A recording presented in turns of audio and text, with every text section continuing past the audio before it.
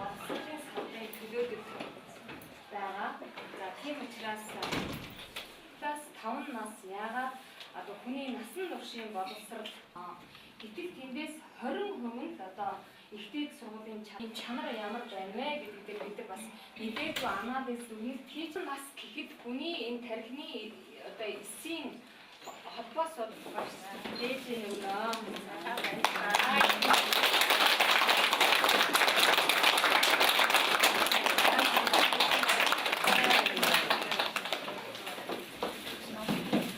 Сургалтын чанарт эцгийн оролцоо маш чухал байдаг.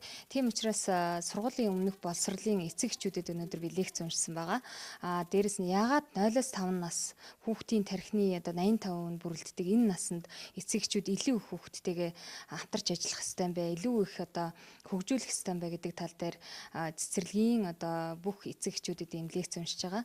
Түүнээс гадна эцэг эхчүүдэд зориулсан ямар одоо IQ-гийн хүүхдээ хөгжүүлэх гарын авлага сургагчиг одоо тийм багчуудын математикч гэдэг юм IQ хөгжүүлэх баруун зүүн тарих хөгжүүлэх ийм ном сургагчид байна вэ гэдгийг бас эцэгчүүдэд авчирч бэлгэлсэн байгаа.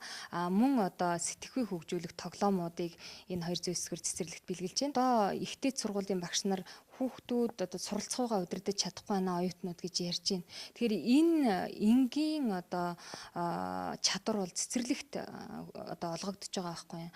Хүүхэд өөрөө сонголтоо хийгээд ямар булан дээр ажиллах вэ гэдгээ төвүүд дээр ажиллах вэ гэдгээ сонголтоо хийн. Дээрэс нь ямар зүйлийг туршиж үзэх үү, ямар найзтайгаа хамтарч одоо тоглох уу, маргааш юу хийх вэ гэдгээ аль хэдийн төлөвлөөд эхэлждэг ийм чадвар суудаг.